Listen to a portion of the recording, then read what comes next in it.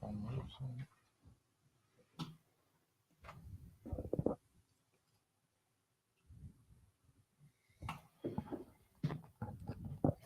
here we go. Good morning, everybody. Welcome to Bass University Live. So excited to be with you guys today. Great show. Joined by GDP. Yo. Fresh off the big win in the Bassmaster Kayak division, man. I'm so proud of you. So excited for you. Dude, it was so much fun. It was crazy. I don't think I've had that much fun bass fishing in a long time. Wow. Yeah. Hey, you guys, we are going to dive into that. Just one on Guntersville, a tight race. I mean, man, I was watching those measurements come in, and it was packed. Yeah, it's crazy because so we can view the leaderboard all day long. Oh, really? You know, and I kind of like started to view it in the beginning. And I was like, I'm not viewing this no more. And then towards the end of the day, I viewed it day one, and I was in like a second or third. But these guys don't have to register to wait till like 3 o'clock. So the tournament's over at 2, and they have that gap. So they sandbagging. So by the end of day one, I was in 5th place. At day 2, I was like, I'm not even viewing this thing, man. So, but it turned out really good. I can appreciate that. As a great win. We're going to dive in the techniques that he used to win down on Lake Guntersville. And Joey Cifuentes, who just won on Lake Seminole, is going to be with us. The Cowboy just really lit him up. Once again, did something different from the rest of the field to get a W in the elites this year. And we're going to be joined also by a legend, Larry Nixon, who has just done everything there is to do in this sport and just continues to light things up as he returns to the Bassmaster Elites. And he's Joey's mentor. We talk about the different ways to learn at Bass University TV, and this is definitely one of them. I had a mentor. Shout out to my mentor, Rich Schneiderite, who showed me the ropes, who really helped me, as I was going up, make that big leap. And for me, learning how to win, trying to get into the winner's circle, really helped me. How did Joey and Larry's relationship work? What did they learn really from each other? Because I suspect Larry might be picking up some forward-facing sonar tips. Yeah, I think it's coming full circle for him, man. Yeah. Obviously, the new generation and the way electronics are, Larry probably needs a little bit of help, as far as catching up. And you got a guy like Joey who mastered it, obviously. Man, it's full circle. It's full circle coming back. Yep. And Larry's got that championship mentality. He's made 1 million classics and FLW championships. Yep. Just won 14 Bassmaster events. Wow. Just a super champion, Mr. Megabucks. For those of you guys that have a little of that silver in your beard like me, I remember that too. About. Yeah, I do. 4 Megabucks. Wow. First $1 million bass angler. Yep. Larry Nixon. That's incredible. He's going to be with us. Both Joey and Larry will be with us. So it's going to be great. You guys are watching on Facebook, social, like and share the feed. What are our prizes today, Jocelyn, as you're typing away over there? And I'm interrupting you and catching you out away from the mic. Well, for our like and share, we have our Waterwood custom baits, which you get 2 of them, which is about a $60 value, would you say? Yes. Maybe more? Yes, ma'am.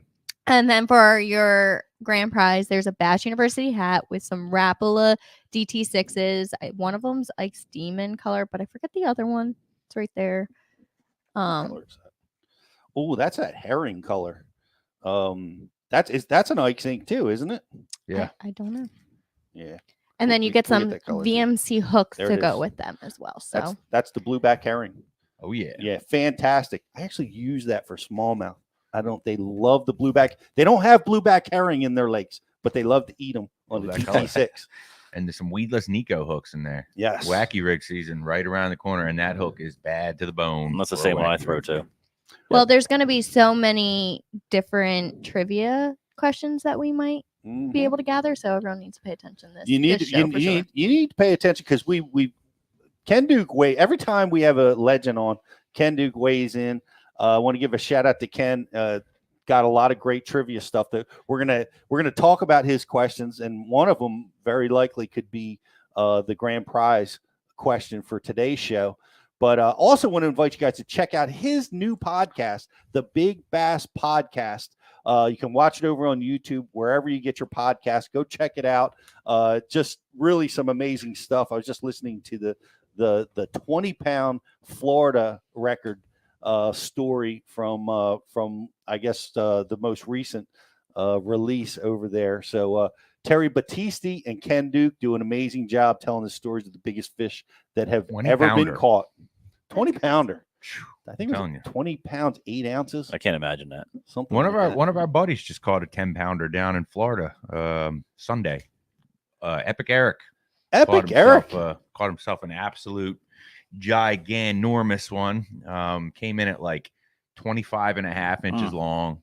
Just a absolute monster. I forget what the exact weight was, but it was a certified mega over 10. I don't know if I could catch fish because when I lift up like 10-pound weights, I'm like struggling to begin with. So a 20-pound, I think I'd fall over in the water. Yeah. That's a big bag. And they don't let you. They're fighting back. Oh yeah. Oh, then I don't think I could do it. Yeah. They're fighting back the whole time. Yeah. Hey, congratulations, Epic Eric. Yeah. Is he on tour? What's he doing? He's on his own tour. Is he? He's on the Epic Eric Legendary Lakes, just living life tour. Awesome. That's what it is. awesome. And it is. It is awesome. Admirable. Like, hey, I was talking to him about this experience, and he's at a point in his life that, we all do, right? We make sacrifices to do this, to work, to family, and you get to fish, you get to do your thing, but you don't get to do and as much as you would like. And he's taking advantage of it. He's going to the greatest lakes, going fishing with the people that he's met through his podcast. Shout out to Smallmouth Crush, that he does that, and he's traveling around fishing with all these great people, all these great lakes. Good for him. We're all watching. We want to see another 10-pounder. 11. Mm-hmm. Yeah.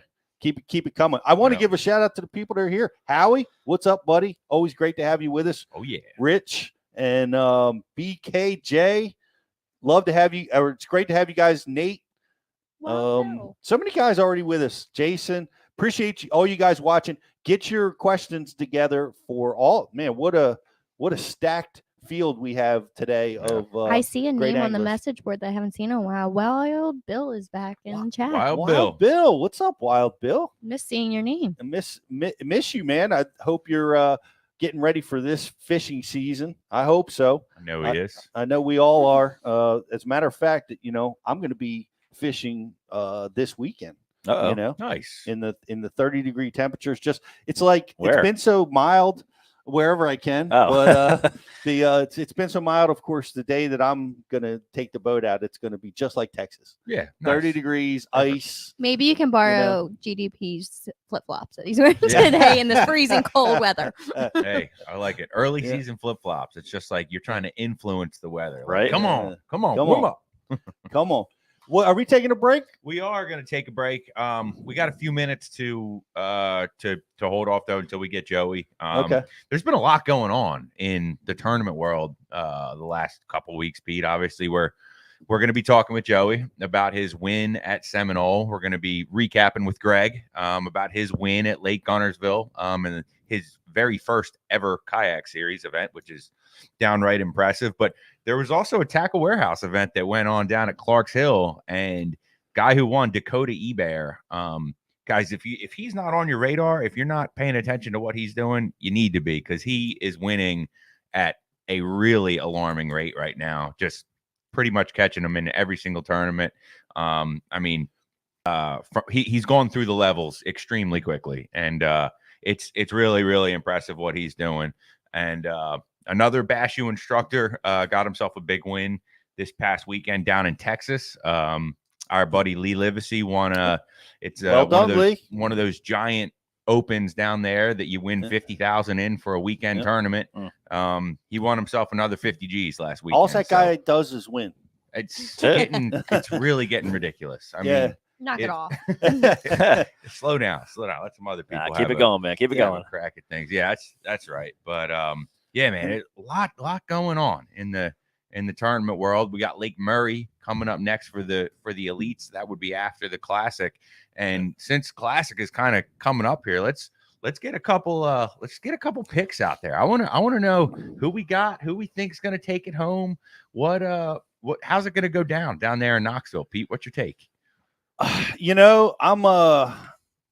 I think it's going to be late March, and I'm kind of hedging my bets towards a shallow water kind of tournament as this year starts to warm up. I'm gambling that way, and I'm going with fan favorites because they're my favorites too. And two of the guys that I like down there are Hackney and John Cox. Cox is always in the shallow water, always getting it done. And Hackney's had a couple good tournaments this year. He actually fished the Open just to stay active because there's a big gap, for tournaments.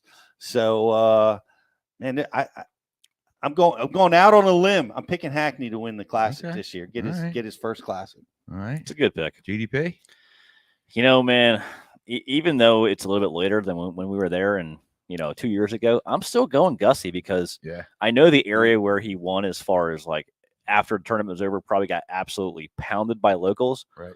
But there's a difference, I still think, at the Elite Series level. So the moping, how he won the tournament. Yep. He's an absolute professional at that. That is what he does at home.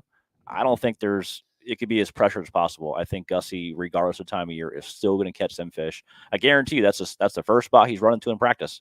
Yeah. He's going to try to reduplicate what he did. And I think he's going to do it again, man. He dominated that tournament. Hey, well, there's no doubt. Yep. And how many weeks later is it from when he won? A couple. Just a couple. Maybe weeks. 3. Yeah, because I think it was like late February when we were there. Yeah. Yep. Yeah.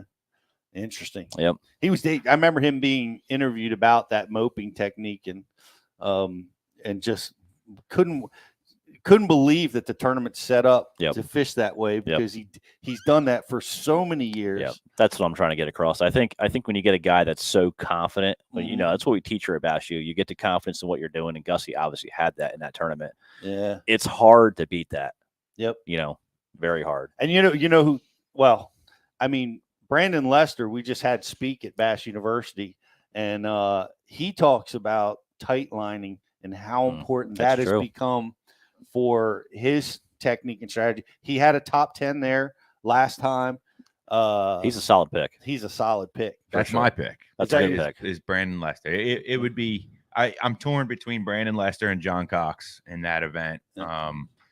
I just feel like, John Cox, the last time that they were there, I just loved seeing the way he was catching them so much. Shallow, frit side, dirty water, just every fish that he caught had that frit side so far down the crushers. It was amazing. But I mean, with the advancement of forward facing sonar and, like you said, Pete, it's going to be later in the year. So I think not later in the year, but it's late March. And there's going to be a lot of fish that are probably up on the bank. They're getting shallow, but man, it seems like the guys that can figure out the ones that are still coming to the bank seem to get it done for sure, because they are freaking heavy. They're big. They're biting. They're still on bait. So I got to go with Brandon Lester. He did an amazing seminar for us this year, and I think a lot of what he talked about is going to play.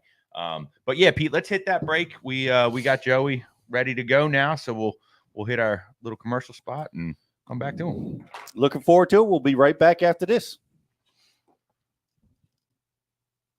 What's going on? It's Riz here from the Bass University, and I am excited to welcome in Waterwood Custom Baits to the Bass U family. These are custom handmade baits in the South Rainforest of Brazil. They're made of Marupa pedra wood. It's extremely dense, it's resistant, but it's also really buoyant. They're made of quality components with a 100% guarantee. They're made for tournament anglers to get it done when the money is on the line. Guys, that was like my second cast with this bait. That's a Waterwood custom bait. These things are handmade in the rainforest south of Brazil. And I mean, as you can see right here, it's a fish catching bait. It's got the front hook. That means they wanted it. This bait's, it's running really true. It throws really well. Guys, check them out at waterwoodcustombaits.com.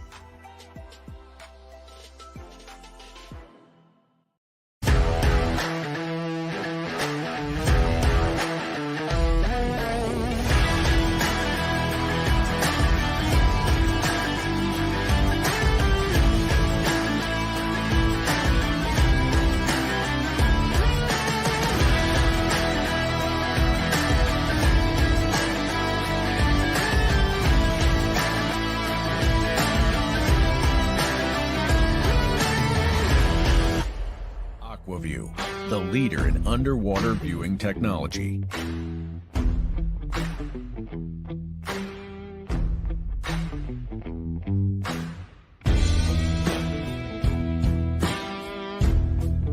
Find what you are looking for. Catch more fish. Have more fun. AquaView. Seeing is believing. Why do you love casting fishing rods? I'm truly losing less fish. Is the sensitivity of the rod. That they're made right here in North Carolina in the USA. Strongest, lightest rod, 100% made here in Sanford, North Carolina. From the drop shot rod to the flipping stick. Every rod has a purpose to it, and I rely on them all the time when I'm out doing a tournament. Durability in the John Cruz Worming series, the counterbalancing in the handle. It's the only rod I found that can withstand my hook set. Boom goes the dynamite. On the water not spent fishing is a moment wasted. That's why Minn Kota and Humminbird have joined forces to bring you the One Boat Network. Products that communicate and integrate to help you take full command of your boat. Born from our commitment to making the most advanced fishing gear even better by making it work together. The One Boat Network will help you find, get to, stay on, and catch more fish. When One Boat Network products talk to each other, they can navigate your boat automatically. They can give you a crystal clear view of what's below with no messy wires. And they can let you lower, raise, and change shallow water anchor modes from anywhere on the boat. But that's just the beginning. We're never done innovating, integrating, and making your boat simpler and easier to control. All so you can make every second on the water count.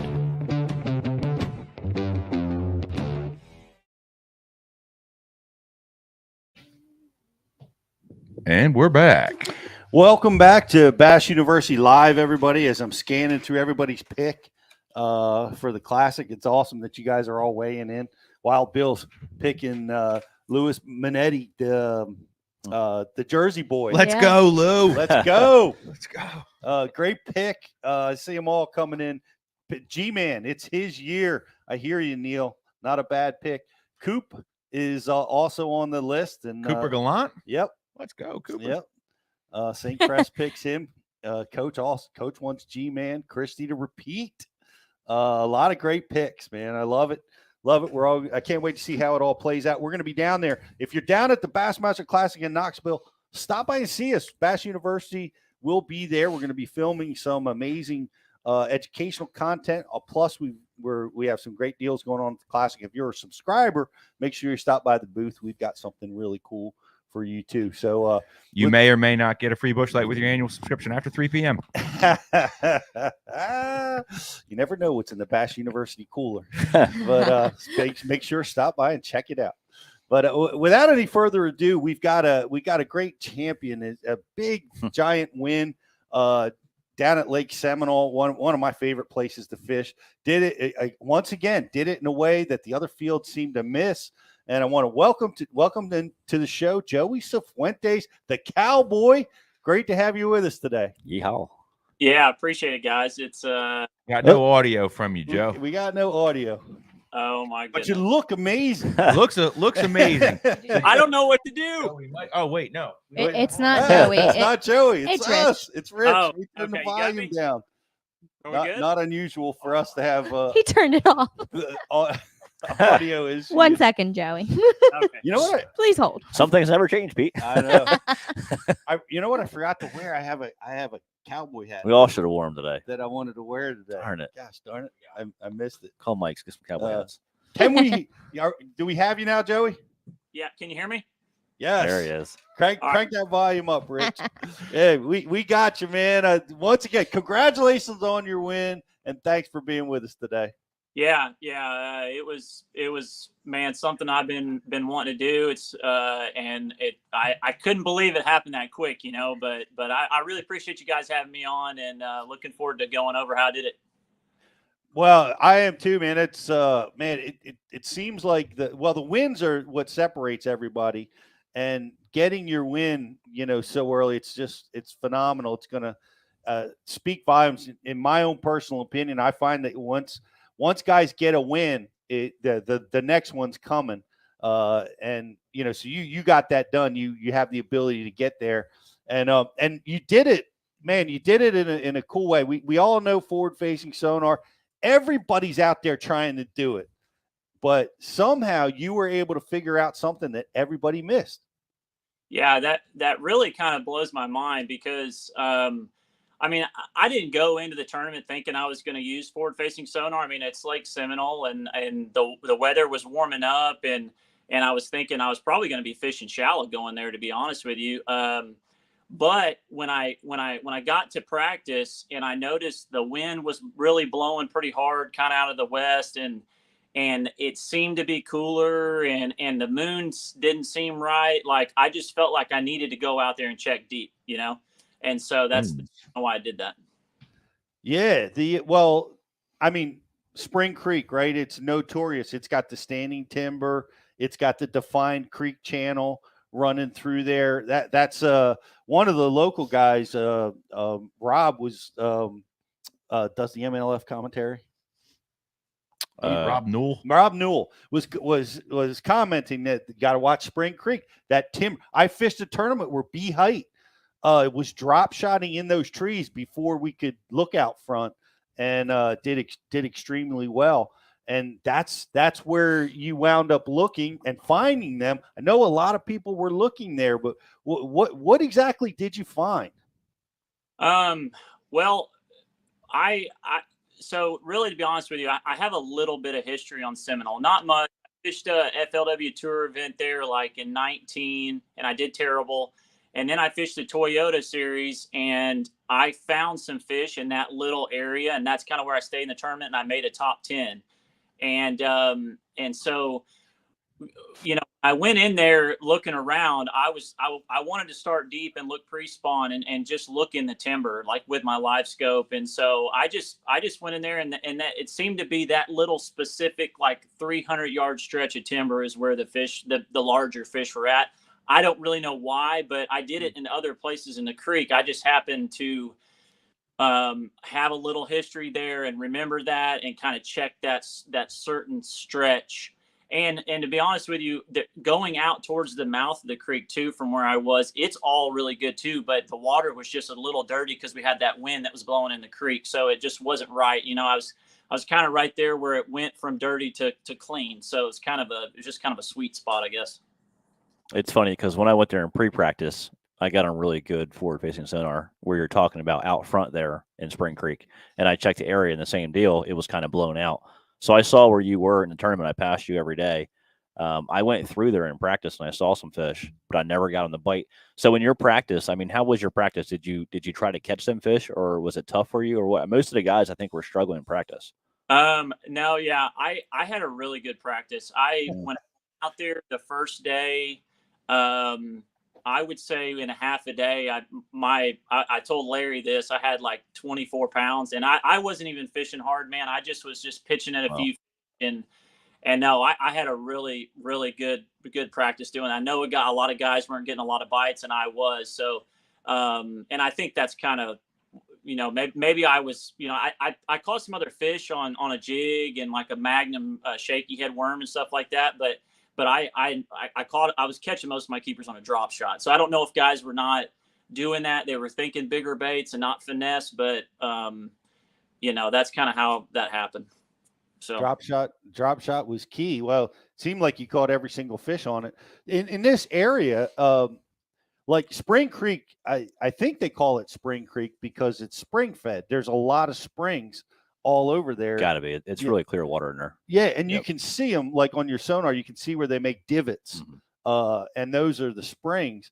Were you around springs, or were you on a creek channel, or was it none of that mattered? It was all about the timber. I don't know of any springs or anything like that on the lake particularly, but what I was fishing was my best stretch was where in Spring Creek there's timber everywhere, you know, but when you get up on the flats, kind of up in the hydrilla ways, you start to lose stumps and timber, you know, but like out in the creek, obviously it's just nothing but timber. But my best area was where the main creek channel in Spring Creek came up against, it was maybe about a 20-yard stretch of timber that was clean bottom and 22 foot. And then you would hit like that 15 foot is where the hydrilla started. And so it was just a short little area that the main channel swung in. And I guess, a lot of those fish live out there pre-spawn, and it's just a great area for them to pull up, sittings pre-spawn to go spawn. My other stretch that was down a little ways from that, about 100-yard stretch, it was probably like 100 yards of straight 20 to 22 foot with timber. But those fish were just out there in sitting on like larger stumps. I noticed that throughout the tournament, that I would catch most of my bigger fish on some stumps that were about 5 or 6, 7 foot tall. I think they're cypress trees. I could see them on my live scope, how they were kind of, tapered down and really wide at the bottom. But those little specific spots, I found those throughout the tournament, that's where I caught my bigger fish. But that's what I was fishing. It was just close to spawning. Just a great place for bass to sit out there. And I honestly think that fish were coming in the creek too, to go back in the creek to spawn too. It's just like I was just on the sweet spot of a highway, and they were just out. That sounds fun. Yeah. No kidding. And you kept saying, like, I was watching you on one day where you were like, all right, I'm not going to fish here anymore. And you were looking out, and you could still see all the fish just sitting there waiting to be caught. That had to be awesome. What did that look like? Were they stacked up that thick like cordwood? No, they weren't like, there was a lot of fish swimming around, but the majority of the better fish were in like 4 and 5 fish groups, and they were sitting on those bigger stumps. And it would be like maybe 2 really big stumps next to each other, but like I said, there would be 4 or 5, and when I saw that, I'd pitch over there. And like I usually would always get one big one to bite. I think one of the days there was like 4 or 5 of them sitting down there, and I caught maybe 3 like 4-pounders off of it, right, like almost back to back to back. And but no, you had to, I had a bunch of little waypoints, like I said, like on those bigger stumps where it seemed like little small sweet spots. And so I would just go pull up, and I'd start at like my first waypoint, hit it, and then I just kind of work my way through the timber, because it's like a maze in there, and then I would see fish, just moving around or sitting on some trees and stuff like that, and I would constantly fish at them while I was going to my next waypoint, a little sweet spot, and then I just kind of worked that whole area like that. They weren't sitting in one giant wad of fish, they were just kind of scattered out in little sweet spots. It's kind of how it was. Did you see every fish that you caught this week or that week on the scope, or was some of the fish just fishing for them? Yeah. So this is something I wanted to tell a lot of people, because I know a lot of people are like, well, you just see the fish, you throw it and catch them. Well, something that I did was some of those really big trees, like if there's a bass sitting on the back side of it, or if they're really close to the tree, even on the front side, a lot of times you can't see them online. They're there. So what I would do is always, no matter what, if I seen a big tree and I didn't see a fish on it, I still would throw my drop shot up to it, because a lot of times you would pitch up there next to it, and like that fish would come out on the back side of that tree or something and just magically show up and go down your bait and eat it. So I wasn't always. And another thing was, there were a couple little points of grass that had like one big tree on it. And I couldn't see the fish in the grass, so I would always throw over there. I think the last day I caught a really, key fish for me, a 4-pounder or something, on one of those trees that was kind of hidden back in there right on the edge of the grass. So I didn't look at all of them. Majority of them, yes, but a few of them, no. They were just kind of blind casts. Do you was there any spawning going on? Like there has. Those trees in particular, and other places, sometimes the bigger fish can come up and spawn, like in the crotches of the limbs of the trees. Was that going on for you at all? So I saw some really interesting things when I went out there fishing. I honestly don't know exactly, but there were on the tops of some of those really big trees, there were fish sitting on them, and they were acting like they were on a bed. Like, I mean, there was no doubt I would pitch over there. They would go down on my bait, not eat it. And then they'd go back up and sit on top of the stump. And it's like, and I thought some of them were crappie. Sounds like it. But I'm telling you, I think the third day, or that day, I had 26 pounds. I caught one of my big fish, and it was one of those fish that did that. And I honestly, I would sit there and play with it until I got my drop shot sitting right on top of the tree, and I would just sit there and hold it, and that fish ate it. So like, I think there's no doubt in my mind, as clear as the water is there in Spring Creek, that some of those bass were spawning out there in that timber. I mean, it's kind of hard to wrap your head around, but I don't think there's a doubt that it was going on. Yeah, I think for sure there were probably, some spawning, because I targeted spawning fish in the bank, and there was males lined up everywhere. I mean, I caught a lot of fish. I just never caught the big ones. So I think for sure, I mean, we've heard a lot of stories over the years. I think even Lee told us a story one time of a spawning fish way deep on Fork. So I definitely think some of them fish were doing that, man. I mean, you know what a bass looks like on live scope. I feel like probably as good as anybody, so. Well, that's a great question. Yeah, that's a question from the message board. Is how do you decipher? Like, how can you tell the difference between bass and other fish on your sonar? Because you said there was possibly crappie. Yeah. I'm not that good at that yet, but 100,000 later, he's pretty good at it. Yeah, you're pretty good. When you're looking, like when you looking at the fish down there, like I know for sure on carp and like catfish, you can tell that their tail is it's really distinct. You can see, and I would still pitch at some of those fish just to make sure, but like you can see that a bass kind of like it's you can see its body and its tail too swimming, but it's more subtle, if you will.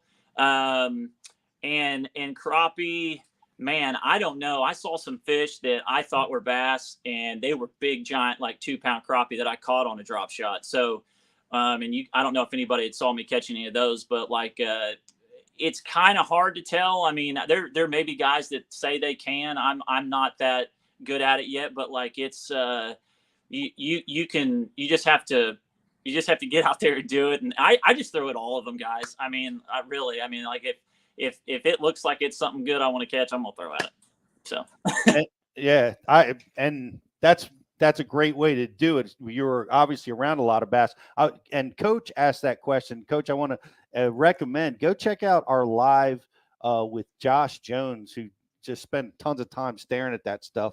It's probably the most efficient way or best way I've ever heard anybody explain it. The carp has a forked tail. The catfish's tail tends to move an awful lot. And if it's a striper, they tend to dart in and out of the shot a lot more. Just a couple really key tips on how to distinguish which ones are bass, but that's just time, a lot of time on the water, no doubt about that. But I got to ask you this question because, Joey, you're giving me a heart attack every time you grab that line. Yeah. I know and everybody's got their own way of landing them. KVD set the tone. Like, he always grabs the line and lands the fish real fast. But man, I my heart was pounding for you with some of those big fish. Yeah, man, I know a lot of people was asking me that, and I want to say it just felt right. I usually don't. I mean, now here's the thing. I haven't been fishing bass that long, so like I've been using a net for a while. So like I'm not landing fish without a net. So I think I'll get better at that. And I think next time I do it, I'm not going to be using my hand as much. But I was using a 7.6 rod, okay, a spinning rod, which is pretty big for a spinning rod, a little bigger than normal. Right. And it just felt like when I was going to land those fish that it just felt like I needed to. I couldn't get them the way I wanted, and it just felt right. I don't know how any other way to explain it. Now I know it's a bad thing to do but the other thing was a lot of those fish were, they were just so like docile. I mean, they would come up and they didn't seem like they were going to go on a big run and they weren't real aggressive, and I could just easily grab my line and get the fish. So that's kind of why I did that. I mean, it worked fine for the most part. I did lose a few fish because of it, but it just felt right in the moment. I don't think I'd recommend people doing that, but you know, it worked. So it worked. The dub. You get the W, you get to land the fish any way you want. Yeah, right. It's just us viewers are getting anxious is all. So Joe, let's talk about the 7.6. Are you using that longer spinning rod because deep water? The reason I used that rod was because the timber was so thick.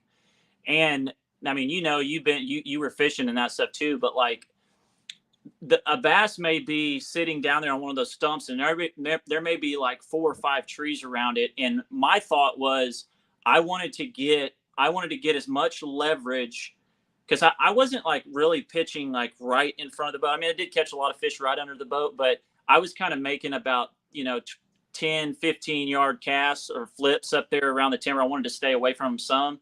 Mm-hmm. So I wanted some leverage to get those fish is up in the water column and away from those trees down there where I couldn't see them, because I had to, while I was fighting fish, I had to constantly be looking at the timber around me. And I just wanted to be able to steer them around more, man. Like I felt right to me to have a bigger rod and just get those things up where I could see them and kind of horse them out. So that's why I used that. I didn't feel as comfortable with a 7-foot rod. Yeah, I like it, man. So line wise too, I mean, obviously braid to fluoro probably. So did you go heavier fluorocarbon too, or? Yeah, I did. I went 12. Berkeley 100% fluorocarbon. It's that line. Their line specifically is a little larger than a lot of the other lines. So 12 was, stuff. Yeah, and it's strong, and it was more than, I mean, it was exactly what I needed there. In practice I usually just have 10 on my rod, and I was breaking off on some fish, and I just didn't feel like it was strong enough. So yeah, I went to 12 pound. Very nice. What about the bait? You want to share it, or you want to keep it to yourself? No, yeah, I got it right here, man. This is just a hand poured worm.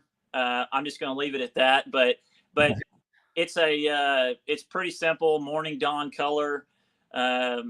You know, just I'm telling you something. Everywhere I go all over the country, it doesn't matter where I go. It seems like this color just shines.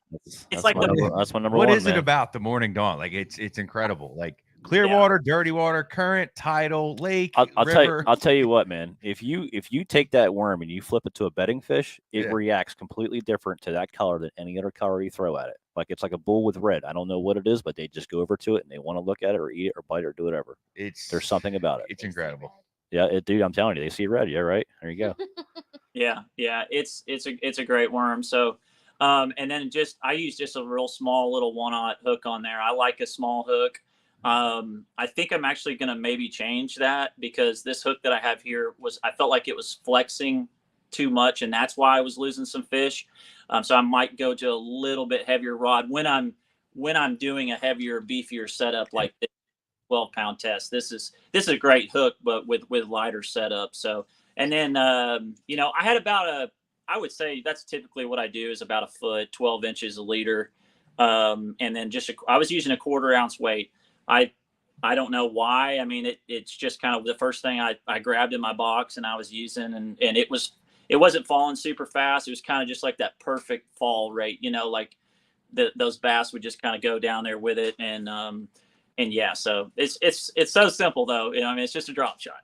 looks like a pretty long leader between your weight to hook. Yeah, I guess that's kind of generally what I use. How big is it? Like 16, 18 inches? No, I mean, man, I don't know what I would say. Well, it may be a little more than a foot, you know. Okay. Well, it might be 14 inches. Gotcha. Okay. But I honestly don't measure it out, you know, like right. And when I tie it, so, you know, a lot of people I think do it this way. I tie a Palomar knot. You want to go through the top of you know, with the hook facing this way right here, you want to go down and then tie that Palomar and then come back and run your tag in straight down. And I just kind of eyeball it. I don't think that mattered that much. I probably I probably could have went shorter. I don't know, but that's just general, you know. What style weight is it? A teardrop or a cylinder? Yeah, it's this is kind of a teardrop. And to be honest with you guys, I had to borrow. I called Brian New because he's a buddy of mine. We were co-anglers back in the day together, and he's a good friend of mine. And I had to call him. I said, Brian, I need all the drop shot weights you got, the quarter ounces.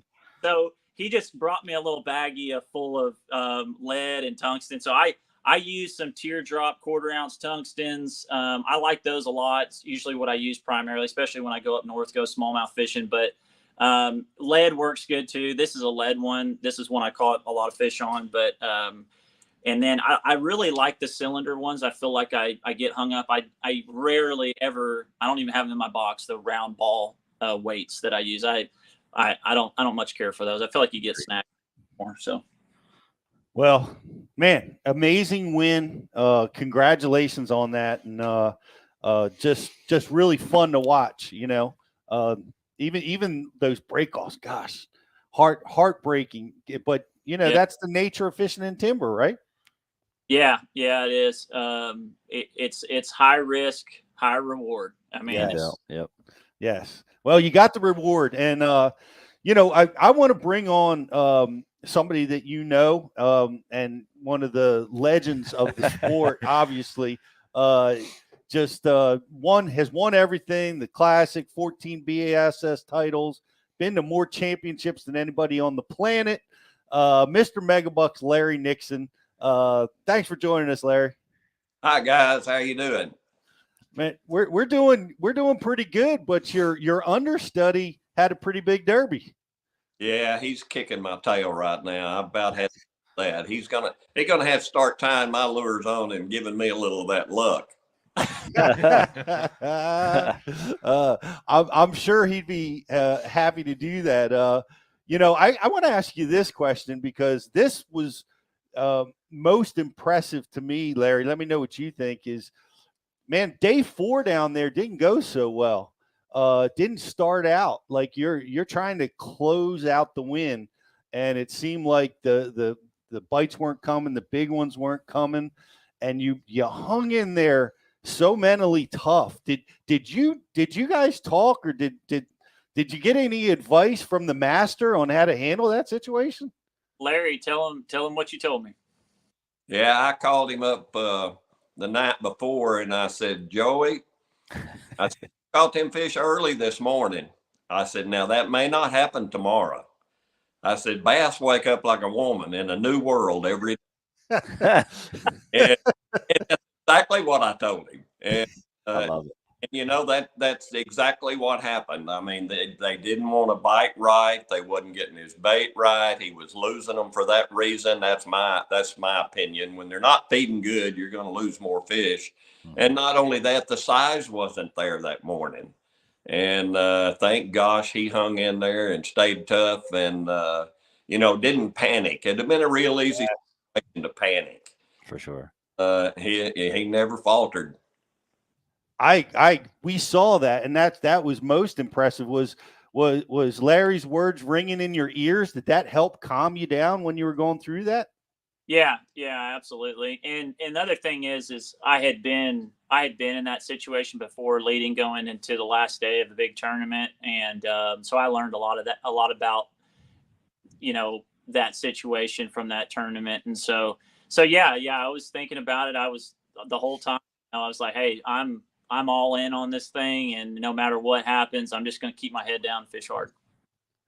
Well, you did exactly that, and it was awesome to see. This next question I got to send over to Jocelyn. Is it true that a woman wakes up like that, Jocelyn? Yes. It's true. 100%. Larry knows. See, he knows good, man. He knows all knows it all. He knows the ladies. Hey, men do the same thing, but women kind of got a little bit different attitude every now.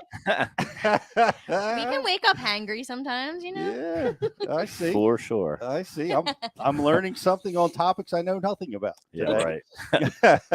But so you guys, how did this relationship happen? I mean, how did you guys get connected? Out on the tour, or how did you guys first start talking?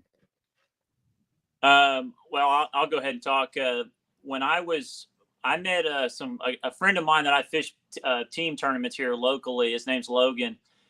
His dad was really good friends with Larry, and they I think Doc traveled with you, Larry, didn't he? And y'all fished some tournaments together, and so I always, when I got to meet them and I knew they were friends with Larry, I said, hey man, I want to get in the fish. I want to go in the boat and fish with Larry if I can, like I'll do anything. And so it just worked out where we did. And Larry invited me to go down and fish some tournaments as a co-angler down in Texas. And that's kind of how it started.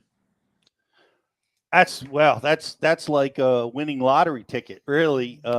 Being able to get in the back of the boat with Larry. I got to ask you this, Joey. Larry's obviously separated himself, but when you were in the boat with him, could you see that? Could you see like maybe he thinks about fishing differently than others do, or fishes in a way that others do? What did you see from him? What I saw is, like he stayed in his realm, what he had confidence in, like that's what I learned the most from him is when we went out there to fish a tournament, he fished his way, and he stuck to his guns, if you will, and so and he had a lot of confidence in that and his ability to catch the fish. So I mean that was kind of cool. That's one thing I learned from him. Well, and we've seen him do that so much, and I know one of the things Larry's famous for is being able to adjust to conditions pretty quickly. I know that, I guess we give you that moniker because of your 4 megabucks wins, which Joey probably wasn't around when those went down, Larry. No, it wasn't. And I feel like one of the best things I taught Joey of all is, do what you know to do and don't get in a big hurry. Yes. I've seen him get on that trolling motor a few times, and you got to learn to slow down. You got to have patience if you're going to be a good bass fisherman. Once you figure out something, now maybe you can get in a hurry, but until you do, you better keep everything in a small package and things that you believe in and areas that you like to fish and the type of fish that you're looking for. And, just don't get in a hurry because they don't bite all the time. Are you listening to this, Riz? I am, Pete. And, we talked about this on a show a few months ago where I said, I feel like sometimes in practice, when we get into practice mode and you're covering so much water that you miss stuff and it makes you take longer to figure it out. Where if you would have just slowed the heck down and got one bite that leads to 2, that leads to 3, then you're rolling because you got some confidence, I've seen Riz burn 50 gallons of gas, Larry, as I'm watching him zip around like a bumblebee. Hey, I'm we not all surprised. do it. We all do it. That's great advice for anybody. Larry, when Joey got into your boat, what did you see in him? Could you tell right away that, hey man, this kid's got the chops? Well, he's like me. He spent most of his life in the outdoors, either working with cows or hunting or fishing or something. So he's got that mental ability to really stay on top of Mother Nature, and that's what you need. And not only that, but he had the skills. He's a lot better than I am. He can skip baits in places I can't even think about skipping a bait in. And we didn't do that back in the early days. It wasn't that type of fishing. I've not ever been on a lake that I spent a lot of time skipping docks and things like that. And he's much more advanced at a lot of the little techniques than I am. And, the main thing is just to get him to control his urge to go see what's around the next corner. And, once you do that and you get the feel for where the bass are, just like this last tournament, he won it by knowing where he was going to practice. He knew that there was a multitude of fish living in Spring Creek from prior tournaments and history. And, there was even one years and years ago, it's been a long, long time, but one of our tournaments where somebody finished really, really high in that same creek out there, drop shotting in that timber. And I think Tom Mann Jr. may have finished in the top 5 throwing a Carolina rig out there in that timber. And we talked about that just a little bit in practice, that was an option. And it had been super cold, and he read the conditions perfectly. He went out there and found the fish. In fact, he called me and told me right where they were. And I was just, it was one of them things where he's better at that type of fishing than I am. I have not mastered that type of sonar fishing yet, and I wasn't comfortable doing it, and it showed in my first day's catch. Well, I think maybe the lesson needs to come around, Joey. I think are we taking Larry out for some forward-facing sonar lessons? Yeah, Larry, you can give me a call anytime, and I do a guy out here on Grease Ferry Lake, and not too expensive, and I'll take you out there and show you how to up on that. That's for sure. Our very own Howie Range wants to know, Larry, have you been teaching Joey on the use of Lowrance screen as much as Joey's teaching you on forward-facing sonar box? Well, not too sure about all that. He uses a different version of the forward-facing sonar than I do, and who knows? He may have better unit. I really think right now I need an update in my unit. It seems like everything needs an update once you get them, and my boat was brand new, and I was really not seeing what I saw last year as far as my forward-facing sonar is concerned. And yeah. That's key, GDP. Oh, for sure. You got to have the voltage. You got to have the transducer set up right. It's got to be tight. Yeah, you want to do it right, you got to do it right, for sure. And most units, you never know really how old that unit is, and it may need just a chip stuck in there and updated. And I know last year I had to get mine updated, and I really think this one needs it. Well, mentorship, right? It's a huge way to get to the next level. And man, you've had a great one here. I mean, Joey, I would guess, you would recommend going down this road if you could to anyone. Yeah, absolutely. Find somebody, anybody out there that is really good. I mean, if you want to be at the highest level, anything, you got to go for it and go get in the boat with somebody to learn from them. And I was just fortunate to be in the right places at the right time to get in the boat with Larry, but you can do it. I mean, I encourage all the kids and anybody out there to go do that. So Larry, I try to do it. Like I'm trying to pass it along to the people that I can, and if somebody wants to mentor, what's the best way to go about approaching that? Because I guess that can be a tricky situation. You don't know this person, they want help. What's the best way to approach someone like you to get some help? Well, it's kind of hard. It's Joey lives close to me, so that made it a big plus. And we actually spent quite a bit of time together down at Doc's house, and on Wednesday nights we'd get together down there. And actually, I'm at that age where sometimes I need a little help, and I thought, boy, this would be cool. I'll have Joey to help me launch my boat. That's funny. Something along the way, and that's kind of how that evolved. And actually, the first time I mentioned it to him, I think he thought I was kidding because he didn't take me up on it. And about 2 weeks later, I said, well, dadgummit, Joey, if you're going to get in, you got to do it pretty shortly because, the tournaments are fixing to start. And he said, are you serious? And I said, yeah, I'm serious. And so, that's kind of how it happened. But the main thing would be local in the area where you're kind of ready to go on a whim, because I'm kind of, I might wake up on a Thursday and decide to leave. Have to be there for Sunday. So anyway, you got to be ready in the right place at the right time. Sure. What I heard was the greatest tip ever is, I'll be of assistance. Help where you can, whether it's launching a boat or backing down or making yourself useful. I even need help carrying my bags of fish up to the scales sometimes. It's a good problem. Good problem, man. Yeah. He launches to this day. About half the time, he launches me and goes and parks my truck for me. Good boy. That's awesome. Yeah, that's outstanding, and certainly great advice. Are you guys traveling together through the season? Do you guys do that, or how does that work? Yeah. We travel together, stay together in the same places, and I like it because Larry's famous, and we get to stay in a lot of houses.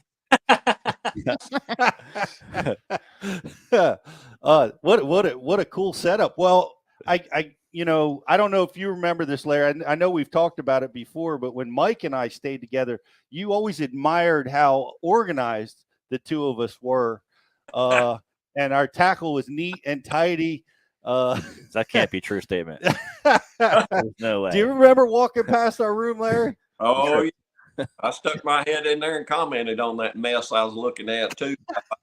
Right. Yeah, you couldn't have made it to the bathroom without breaking 2 rods, and if you wanted to, it was. We are organized disorganization for sure. Me and Mike, we blow up tackle everywhere, and then I'll never forget. I walked into your room. I'm like, he's harassing us. I got to go see how the other half lives over here, and everything. His socks were folded. He had like one little bag. There was nothing out of place. And I'm like, oh my God, I was impressed, but I have no idea how to do that. Joey, did you notice that? Like, does Larry keep you in line? You can't let things get out of place now. Yeah, Larry is very organized. He has all his things in little places, and I'm not. I'm not. I've gotten a lot better at it over the years. Larry definitely influenced me on that, but no, yeah, he was, but he wasn't over extreme or anything like that. But yeah, Larry likes his stuff where it needs to be and all that. So it's kind of funny. That's the only way I can find it. I'll lose everything if I don't.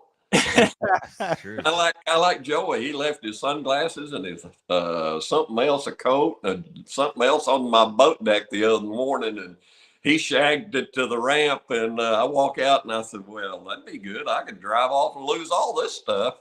To him. That's awesome. Is your boat like that too, Larry? Like, I imagine it's got to be, right? It's pretty organized now till about the second day of a tournament. Now, I'll sometimes cut lures off and just throw them in there and then put them up later. But no, I take care of that stuff pretty good. Yeah, I admire that. I aspire to be like that. At the GDP, I'm organized, man. You keep stuff pretty tight too. It's tight, real tight. Yeah, I don't. If you guys are selling any of that, I'm buying. I don't know. I don't know how to do it on my own.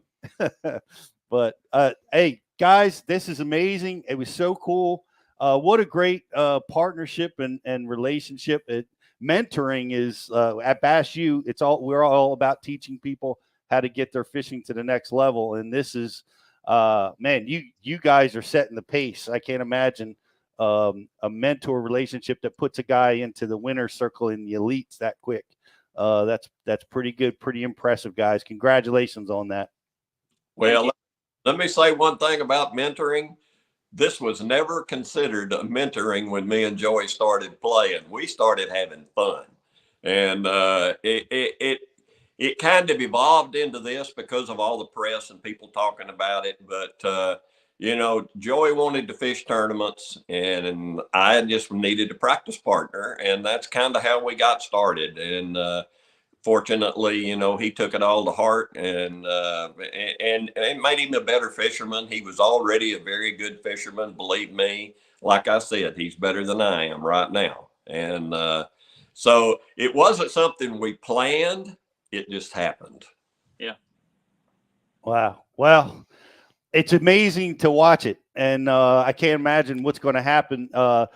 Larry, you have, I don't know if you know, I'm sure you know that you've qualified for more championships than anybody else by a lot in the sport of fishing. And it's going to be, I'm rooting for you. I can't wait to see it the next Classic.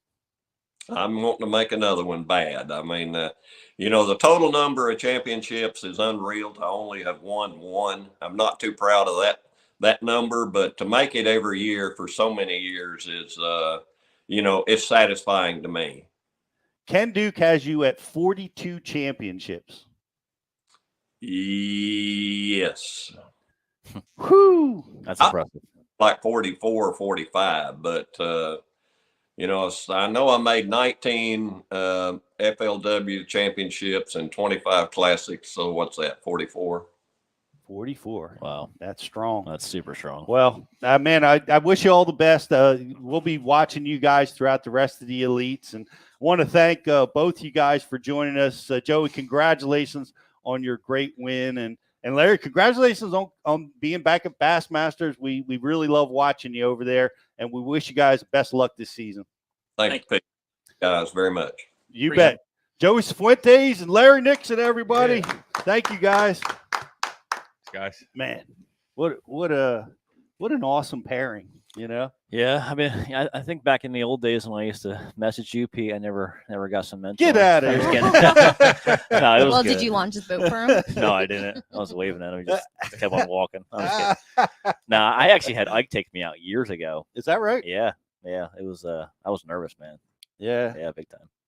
That's I think it's important. I mean, like I said, Rich Snyderite was my mentor, and that's a hell of a mentor. Oh man, he's a killer. He was solid. Up in the northeastern part of the country, he's won more amateur tournaments than anybody, and by a mile. And I was fortunate enough. I drew, that's kind of luck.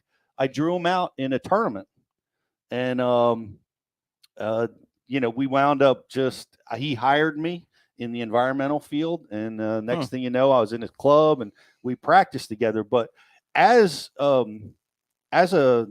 person being mentored, the thing that I noticed so much about somebody like that is how they had this innate ability to, like you said, be confident, stick to their guns. We would have the worst practices ever, and he would go win the tournament. Yeah. And you're like, how? And that was, to me, the most powerful lesson, because I would drive home with him and I'd be like, you caught 2 fish yesterday. How did you catch the winning bag today? And he'd go through, well, here's what happened. I had to make this adjustment. I did this. And I started to understand the complexities, or really the lack of complexity required to get the W, Right. And I got that. But those ride homes, those were priceless. They were more important than anything. Is just understanding, getting into the mind of that's cool of a champion like that. And and Joey has been fortunate to be able to do it with Mr. Nixon. So it's pretty amazing. That is amazing. Man, what a great interview. Thank you guys. Thanks for hanging with us. We're going to take a quick commercial break. We're going to come back and talk to another champ about what he did last week on Lake Guntersville. I can't wait to hear the story. We'll be right back talking with GDP right after this. What's going on? It's Riz here from the Bass University, and I am excited to welcome in Waterwood Custom Baits to the Bass U family. These are custom handmade baits in the South Rainforest of Brazil. They're made of Marupa pedra wood. It's extremely dense. It's resistant, but it's also really buoyant. They're made of quality components with a 100% guarantee. They're made for tournament anglers to get it done when the money is on the line. Guys, that was like my second cast with this bait. That's a Waterwood custom bait. These things are handmade in the rainforest south of Brazil. And I mean, as you can see right here, it's a fish catching bait. It's got the front hook. That means they wanted it. This bait's, it's running really true. It throws really well. Guys, check them out at waterwoodcustombaits.com.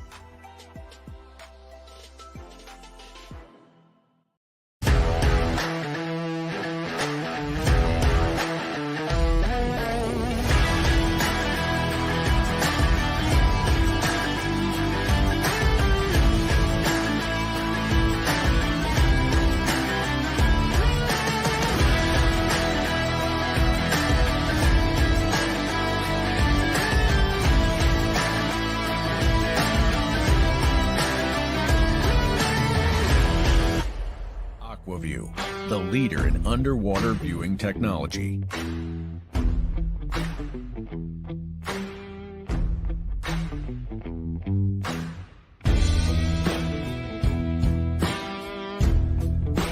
find what you are looking for. Catch more fish.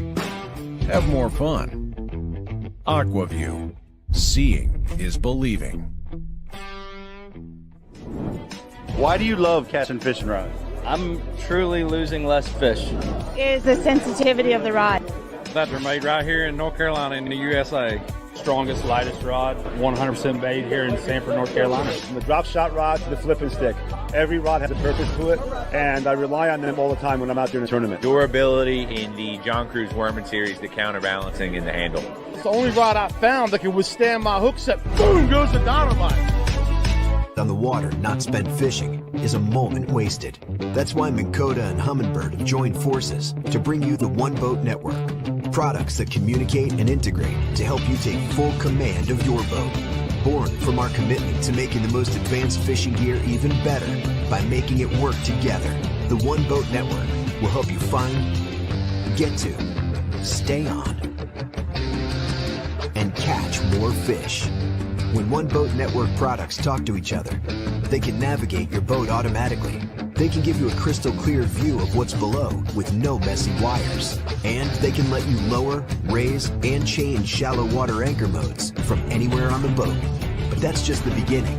We're never done innovating, integrating, and making your boat simpler and easier to control.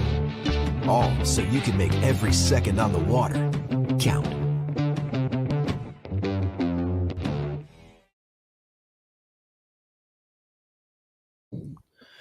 Welcome back to Tackle Direct Studios and Bass University Live, everybody. I want to give so many great comments on the IM board. Thanks, guys. We're gonna keep talking to you guys as we dive into the next topic. We're gonna be talking about GDP's win. I want to invite you guys to check out Epoch Lithium batteries. We're so tickled to have them part of Bass University. Industry-leading 11-year warranty. We're talking about forward-facing sonar. I cannot emphasize enough the importance in delivering that voltage to your units so they operate flawlessly like you want them to. And that's why it's so key to be working with lithiums. They deliver the highest voltage right out of the gate and help those units run so well. So I want to invite you guys to check out those batteries. And we're going to talk about his win. I want to just, this is a great comment I saw on the IM board.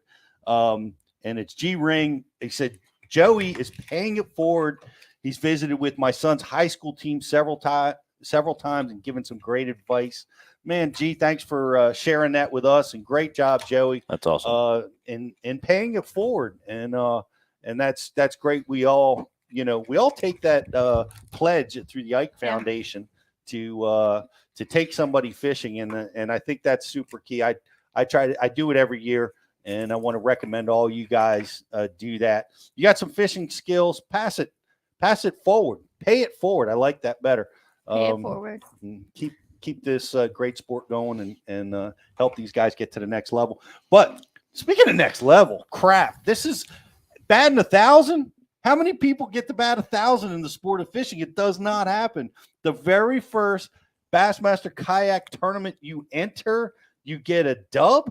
That's insane, man. Congratulations. It was a great 4 days. Yeah. That's the first time I ever stepped a foot in a kayak. What? Ever.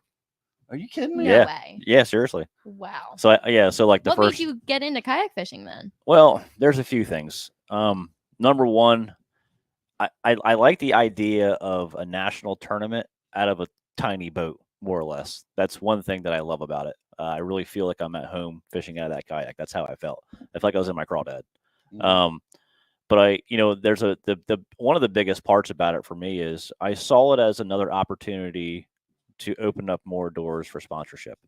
That's one of the main reasons why I decided to do the kayak thing.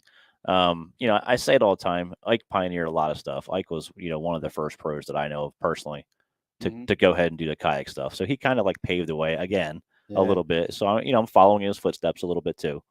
But I just had a lot of fun doing it. Yeah, well, to me, I thought about this because you got to have a reputation for getting into places and winning like locally around here by doing that. Yep. And I'm like, man, inventing creeks and stuff. Yep. Yeah. Yeah. I mean, a kayak. This is well suited for you. This is in my wheelhouse. I mean, it's like, this week I really didn't fish that way, but like I can tell you in the future, I'm going to probably run across how I like to fish, which is like you just said, getting shallow, getting back in creeks and doing my thing.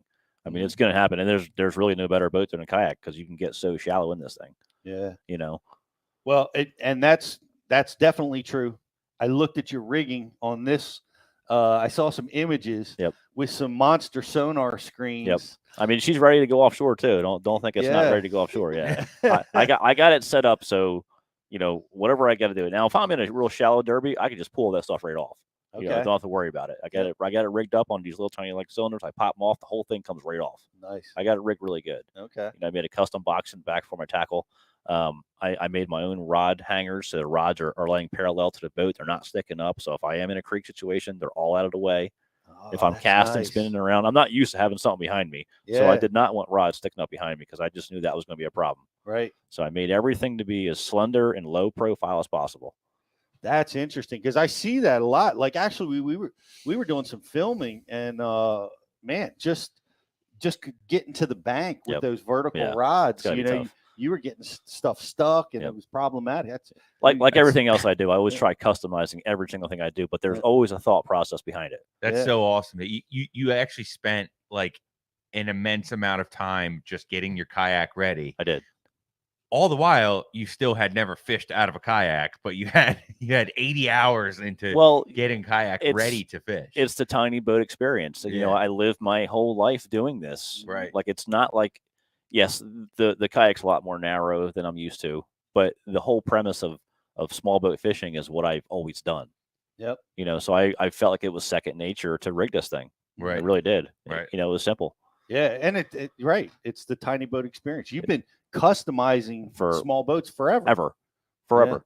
Yeah. Yep. This is the thing. So it was all new. So I put the kayak in the water the first day of practice, and I literally you watch videos online on how to get into a kayak. I've watched YouTube videos now for the off season was pretty much for me learning about kayak fishing, watching YouTube videos. That's what I did a lot of. I mean, hours on end. Guys get into a kayak by putting the kayak sideways on the ramp, putting your paddle down, position yourself. I put that thing in the water, dude. I just jump right into it. I literally backed up and just jumped and got inside of it. So the first thing I noticed, so I'm running Old Town this year. I worked at a deal with them guys. The whole Johnson Outdoors thing for me has always been really big. Dude, stability of that thing is ridiculous. Every picture you guys see on Bassmaster they took of me, I'm standing up. I drove that thing on high, standing up. Everything I've done is standing up. How'd you not fall in? It's so stable. You literally can stand on the side of that thing. They have like a U-shaped hull, which gives it stability to be on the sides of it. I can stand completely on the side of that kayak and it will not even lean hard. It's amazing how stable it is. That's incredible. It is. I think I would find my way in, but okay. No, that kayak's rated for 500 pounds. Yeah. Yeah. I mean, it can handle some weight. Is your Minn Kota trolling motor, is that handheld or foot held? It's handheld. It's a tiny Alltrex version is what it is. It runs on the same exact remote as an Alltrex. Yeah. So everything I drive with that, as far as driving it, is all done through remote. Yep. Mr. Higgs wants to know: is there a situation where you only need one graph versus two? Yeah, you could. What I have is probably overkill. Like everybody else on the Elite Series tour, we're running probably one or two extra graphs. I have it that way. It's just what I'm used to. It's a super clean layout. I got the mapping on one forward facing or 360 on the other one. It just works really good for me. So the way I have is what I'm used to. But do you need to go that far with the way I have it? No, you don't. You really don't. Well, you got this rigged. Yep. You're all geared up. You're YouTubed up. Yeah, I am. Ask Kelly. She'll tell you. And here we are at Lake Guntersville, and you get 2 days of practice. Well, we had 3, but so now we're in a kayak. We're not in a bass boat. The third day, well, you get 6 days total. But I just came from Seminole. I had to run all the way back home, drop the bass boat off, pick the kayak up, and drive all the way back to Guntersville, 13 hours away. So Friday, we had a crazy storm come through, 35 to 40 mile an hour winds, thunder, lightning. So I was like, I'm not going out in a kayak. I'm just not doing it. So yeah, Wednesday was the first day of practice for me, and it was just completely brand new. I literally felt like a kid. I'm in this kayak. I'm having fun. I'm driving this thing around on high. It goes 4.2 mile an hour. I'm driving this kayak all over the place, and I was like, I better do some fishing. But the other thing was too, I launched this one area, and I'm like, oh, where I want to go is 3 miles away.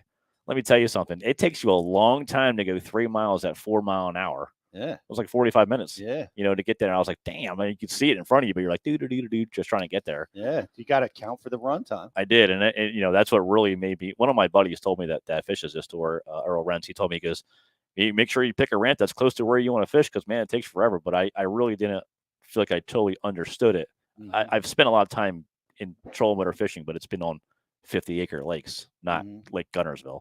Yeah. You know, so I really had to account, obviously, for my run time, too. Right. Yeah. So your hour to get to your spot, you know, where you want to practice. Yeah. And how'd that go? So in 2020, when I fished the Bassmasters Classic there, I found an area in pre-practice. I found it because of my 360, actually. There were some little ditches that ran through kind of a flat that had like a grass line running through it, mixture of a hydrilla, coontail, a little bit of milfoil, and eelgrass. So that's the first place I went to. It's literally the same exact week as the Classic we went. So I went right to that little area, and the grass seemed to be a little bit different this time of year. It was way behind, but I ended up just fishing around, and I ended up fishing a different area where I found some really solid, beautiful green grass. The water was way cleaner, and I got bit instantly. So from there, I really tried to dial in on that area because now I'm in a kayak.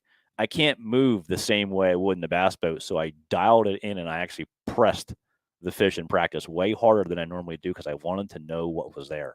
Mm-hmm. You know, and we had a lot going on this week too. We had a really good warming trend coming in. We had some cold nights Friday leading into Saturday, and Saturday nights dropped down into the 30s.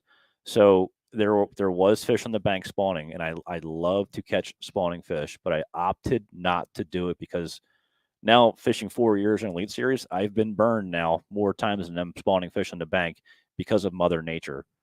You know, and I knew that storm was coming in Friday. I was scared of Browns. I was in Browns Creek. I was scared of Browns Creek getting muddy because in the Bassmasters Classic, that's exactly what happened, and I could not catch any of them fish in the Classic. So I already mentally prepared myself for something like that happening, and it's crazy that it actually did. But the one area that I found in there stayed clean the entire time. Nice. And I knew it would stay clean because it stayed clean in the Classic, and I did not fish it in the Classic. Why did it stay clean? Was it sheltered from the current flow? Or? It is. So the current flow so when you get a lot of rain in this one area, there's 2 feeder creeks in the very back, and when they come out, there's a big point there, and it bypasses because of that point. And I learned this when I was there in 2020, but I never applied it until this week. Right. And it worked out really good. So it stayed clear for you. It did. So here was the deal. So I ended up now, like I said, I knew the area of this area, but I never dialed this area in until this week. You know, every time I go back somewhere, it's always a learning process. Every time. Mm-hmm. So what it was, I knew the fish were going to be moving up. I saw some fish on the bank. The full moon is actually today, I think. The 7th. It's either today or yesterday. Yeah, today or yesterday. So so I knew the full moon was coming. So I knew another wave, regardless, they were going to come. So what I found was, and this is a Lake Master thing. Lake Master mapping totally knocked out of the park again for me. Lake Master contours in that thing are key. You know, it was some contour that would run back right into little ditches going into spawning flats, and there was 4 of them in a row. And I pulled into the very first one in practice. A quick little tip for you guys that I actually did, and I totally just figured this out on my own. So I have a small power pole, micro pole in the back of the kayak. So I would put the power pole, micro pole into the mud.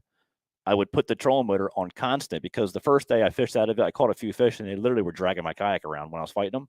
So I put the pole in the mud, and I would put the trolling motor on 2 on constant, and it would lock it in a spot. Yeah. So if I caught a fish, it would only pull the hair, and the trolling motor would pull it back, it seemed like. So it was a sneaky little trick that I figured out my own. Yeah. But anyway, so I pulled in the very first little ditch end, and I threw up in the ditches right away on a swim jig, and I'm like, oh boy. So then I started to see there was other ones that were doing the same thing, and every one I got to, I right away got smoked, and I'm like, oh yeah, it's going to happen. Nice. So, you know, that was the second day of practice. I obviously went to a different area. Didn't pan out. I did find some fish on the main river on a different area, but I wasn't familiar as far as the layout too much. I just knew that there was a grass line I got some bites out of. So I ended up fishing the tournament in Browns. Did I think I was on the winning fish? No. And the reason why is because I feel like in fishing, we all seem to guesstimate what we think is going to happen, I feel like. Right. And I've done that so many times, but I've seen so many scenarios this time of year where you had them colder trends come in, like I had in the tournament, and the fish do the opposite and they end up leaving. But I feel like Guntersville is one of them places where the fish actually get shallower when it gets cold. As weird as that is, that's just how it seemed to unfold for me. So day one of the tournament, I pull in there, and I'm swim jigging like crazy, dude. I cannot get a bite. I end up catching one like 15-incher, and I'm like, man, what's going on? So I tried to force the I tried to force the chatterbait bite, which is huge on Guntersville this time of year. Fire crawl chatterbait. I could not get a sniff, dude. So I decided to slow down. I have one right here somewhere. Right here. Same, there it is. Same one. Yep. Yeah, seeing red. I mean, red's a big deal down there. So I got a picture on my phone too. I caught a 3-pounder with a big old red crawfish hanging out of its throat. Nice. I tried forcing it, couldn't get a bite. And this is like, now we're going in day one. Like we're in a little ways, and I have no fish. I have one 15-incher. So I pick up a Senko. I'm like, I'll just fish around super slow. That's got to be it. It wasn't the deal.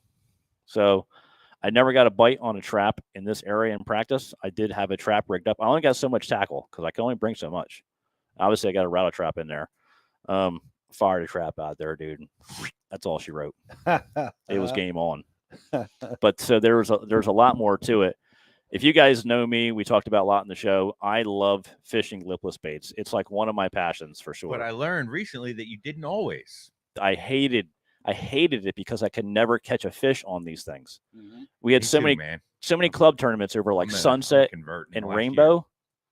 These guys were whacking them, man, and I'm like, how are they catching these fish? Because a rattle trap is a dummy bait, and I always overthunk it every single time. Mm-hmm. I tried to force it too much. When you just got to do your thing, let the bait do the work for you. That's one of them things with a lipless bait. So it's a killer. It's a killer. It's a great cold front scenario. Perfect. And especially because the way that I caught them was day one, like I said, I think the fish got shallower because they were in the middle of them ditches in practice. Day one of the event, these fish pushed up literally in 1 foot of water, as shallow as heck. These weren't spawning fish. None of the ones I caught one fish the entire week or 2 days with a bloody tail. All the rest were pre-spawn, beautiful, brand new fish that I got up there. So I ended up winging the trap up there, super shallow, ripped it. Like my first rip, crushes it. And I'm like, out of grass. I ripped it out of coontail. And I knew for some reason in my mind, I was like, this is the deal. Mm-hmm. So every single ditch I'd pull into for all of them 4 ditches, that every fish was literally right at the very tip of them ditches the first day. And I caught them all doing that. So I want to hop into my setup a little bit. So this was prior to even like having trap bites. I just know because I've done it so much. Pete was like, man, that's an awful long rod for a kayak. Yeah. And it is 10 feet long. So sitting here at the table. It's a 7'6". Okay. Now the reason for the 7'6" is because whenever I'm in a ripping tournament where I'm ripping out of the grass, I use the 7'6" because it gives you the extra leverage to rip the grass and all that good stuff. Now there's something about this rod that I'm going to share with you guys. I have in the basement of my house, I have basically old rods and I have real new rods. Even though they're graphite, these are graphite composite. This rod looks like, you can see it's worn really hard. This rod is actually a lot softer than a brand new rod because it's worn in. So when I'm in them tournaments, when I'm doing a lot of that ripping, you tend to get fish to only react to it instead of biting the back of the hook or only getting one hook. That's when I pull the old rods out because I feel like it has a little more give than a brand new rod. So when I'm doing the rips, I feel like I can catch more fish because of using the older rods. Interesting. Yeah, it's a little tip that I've done for a long, long time. I just never shared it to anybody. Yeah, I would have never thought that. It's you got to imagine the rod's going to get a little fatigue. It's got a ton of fatigue compared to a brand new one. It feels tremendously. They're different. the best right before they break. Right, they are. You're right. It's like a buzz bait. This is rigged on 25-pound test fluorocarbon. I throw a 25-pound test. I throw 20 to start almost every time. But when I'm in them real shallow scenarios like I was faced with, I throw 25 to keep that bait high. Yeah. To give me same deal, give me plenty of power to rip again. I'm not throwing braid, so I do have a little bit of trouble pulling a lot of the grass off. Super fast reel, 8-1-1. That's a big deal. So day 2 of the tournament, obviously, you try to learn from your day 1. So I set back up. I'm like, I'm going to fire up in the shallows, then I'm going to catch these fish. Nope. Wasn't the case. All them fish now, for some reason, it got a little bit warmer that day. It was going to be 70 something that day. The morning was warm. Them fish all pulled back out to the outside tips of the ditches. And the reason I figured it out was I fired out off the side of the one ditch. Instantly, it eats it. 6.5 pounder, dude. I get it up, spits the trap on me. I'm like, oh my God, that's going to haunt me. It ended up not haunting me, and I don't know how. I ended up winning still, but it was just, I didn't get spun out at all. I just made a small adjustment. I was like, they're here somewhere, so I just got to figure out how to catch them again. It was the same bait, but the deal was the fish just weren't shallow today. They were they repositioned themselves. Yeah. Yeah. So many good adjustments, like accounting for the clear water. You had a little previous knowledge, which helped you there. Adjusting to the cold front, and that's the lesson, right? Yep. They're biting a swim jig. They're biting a certain style of baits. Yep. And this is like the ultimate triggering bait. It's the ultimate triggering tool when the bite goes south. The fish are still there, but the bite goes south. Yep. It almost seemed like, so day one, I probably call it 10, but day two, I probably call it 30. Like I said, I really dialed it in, but a big part of it was too, like the first day of the tournament, there was probably 12 other kayaks in that area with me. No kidding. But there had to be at least 20 local bass boats. Oh, wow. And I can tell you right now, I outfished every single person in there because I was ripping the trap so hard and getting them fish to react to it, and nobody else was doing it. Yep. They were throwing traps. I could see red traps flying. Yeah. But they were just, doing a normal retrieve. You have to sometimes mix it up and figure out how or the only way to get them to react. And that's what I've done for years, and I just already knew. We did a lipless seminar this year. I want to invite you guys to go check it out. You can see exactly what he's talking about. Yep. As he's talking about it here, he teaches on bashu.tv how you use it. And we're not fishing around grass, but you're still ripping it and using that same motion reaction that triggered the strikes during that shoot. Yep. Yeah, a lot of times, guys, if you're on fish, and you go back and you try to get in the bite and you can't get in the bite, reaction is a great way. And if you're flipping and punching, it's the same thing, but opposite.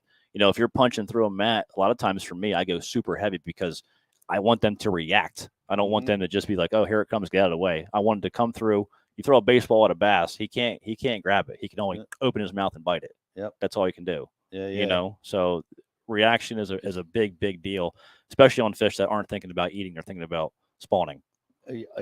Agreed. Yep. These are not, using the term trap. Yep.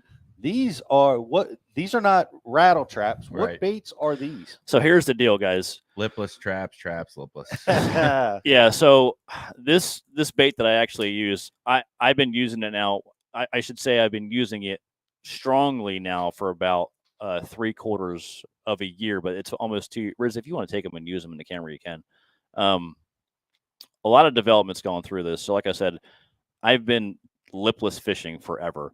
Nomad and myself sat down, me and a couple other guys too, and we took some baits and we redesigned the lipless bait. So what we did was we just dropped the whole entire trio system. So yeah, this one, you can see how beat up it is from crushing through them fish. I can cut it off if you want to take it up there, Riz.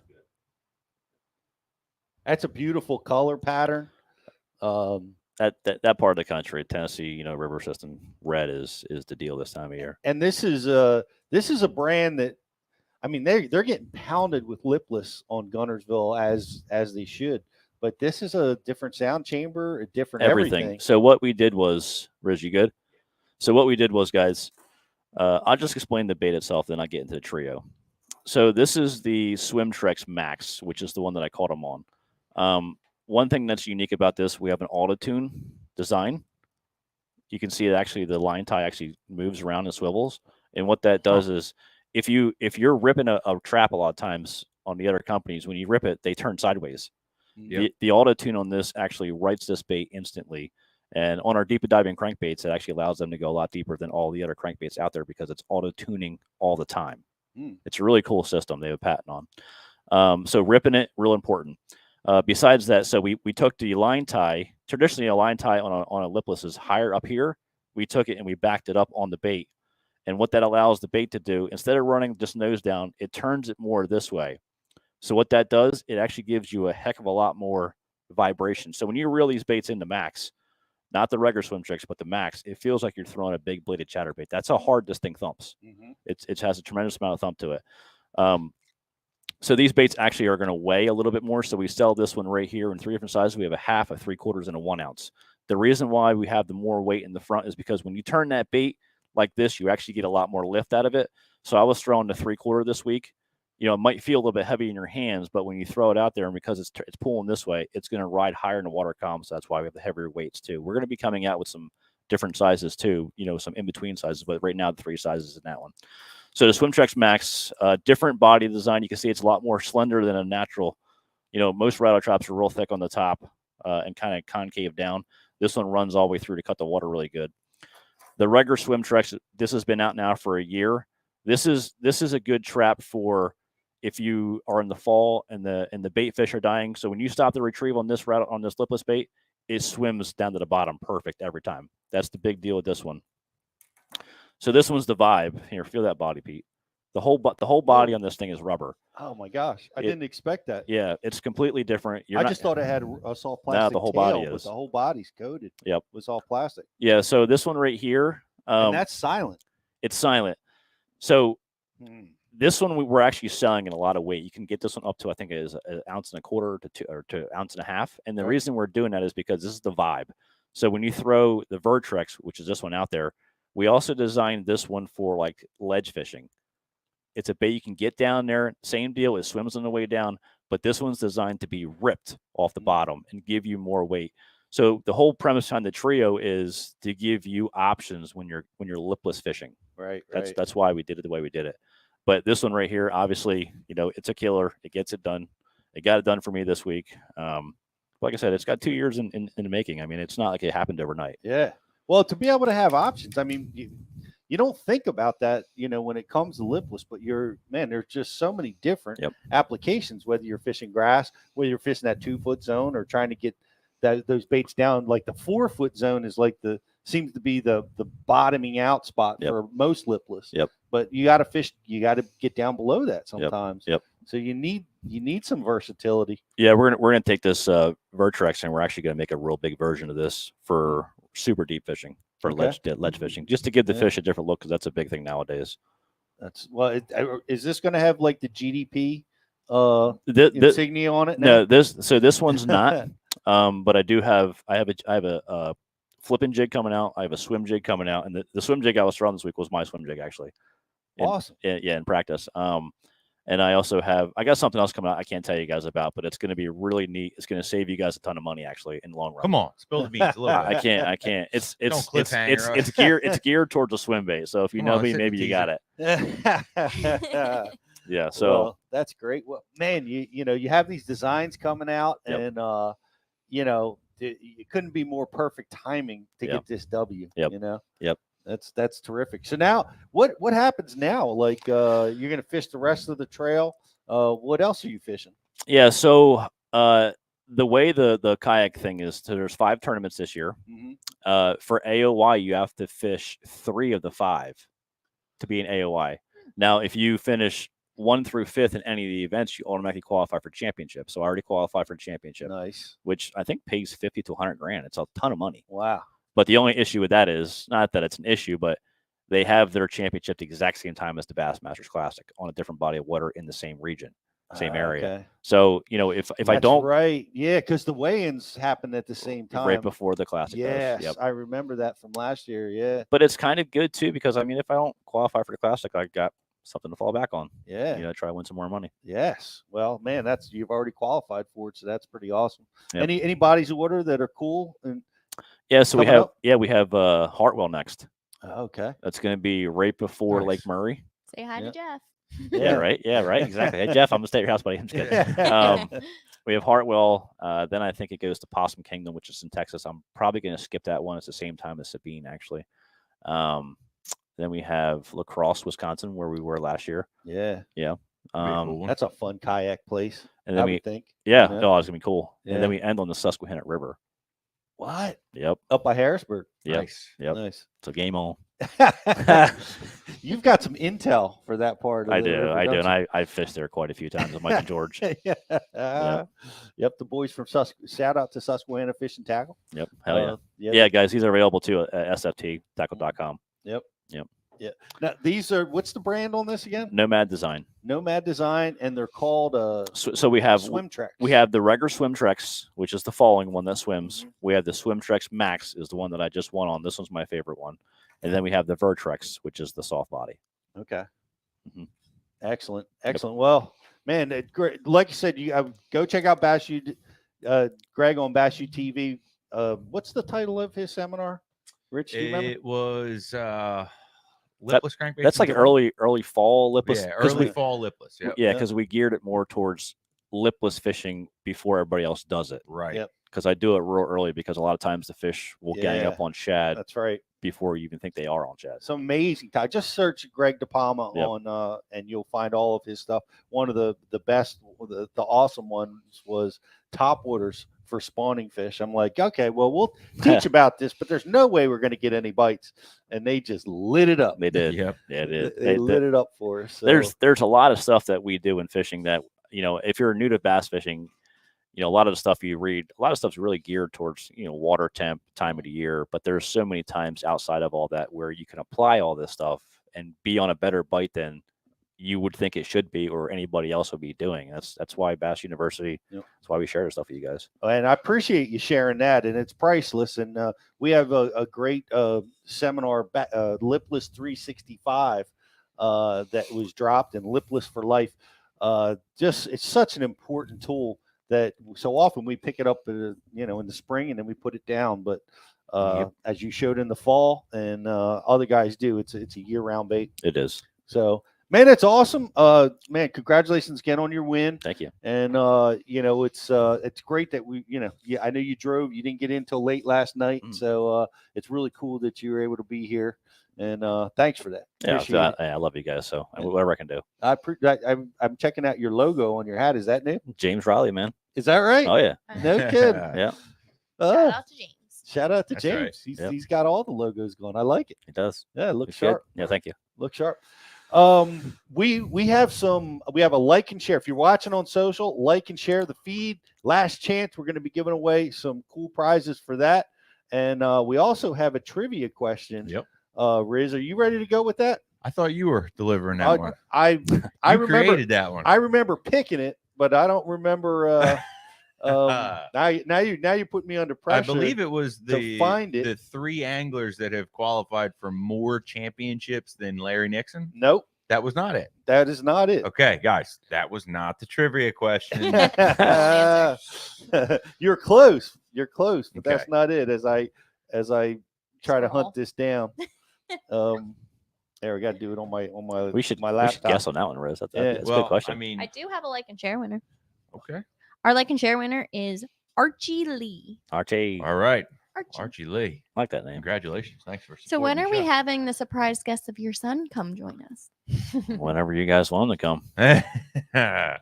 Bring him in. He just got his little jersey the other day. It's so cute. On Oh. him. Nice. Wow. He's got a jersey. Oh yeah. I love that. That is so awesome. Yeah, it's so cute.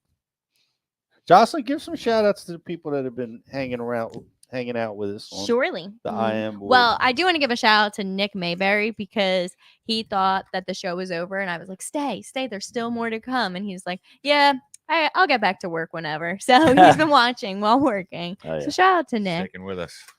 G Ring, Frogman, Frogman. SBB, Mr. Higgs. I always see your name, Mr. Higgs, and I'm really happy that you're always watching.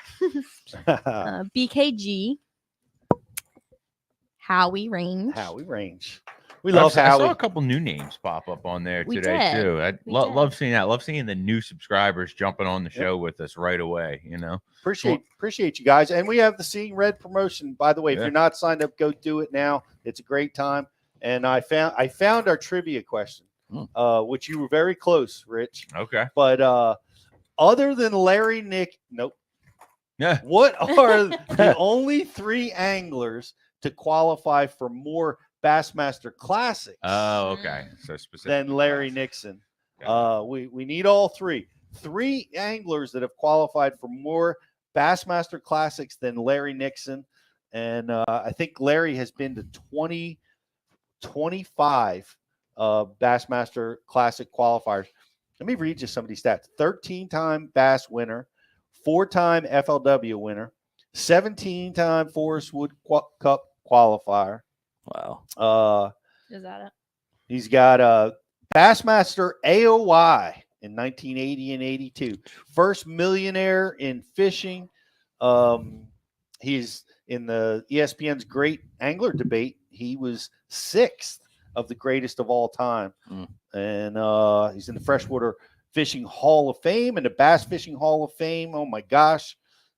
Just has won everything, including 4 megabucks. I wonder when he was Millionaire Club. Like, what year was it? Because back then, I don't know if they won as much money back then. So They didn't. Well, that speaks for a lot. It was through the megabucks when he did it. And that was when, 80s, 90s?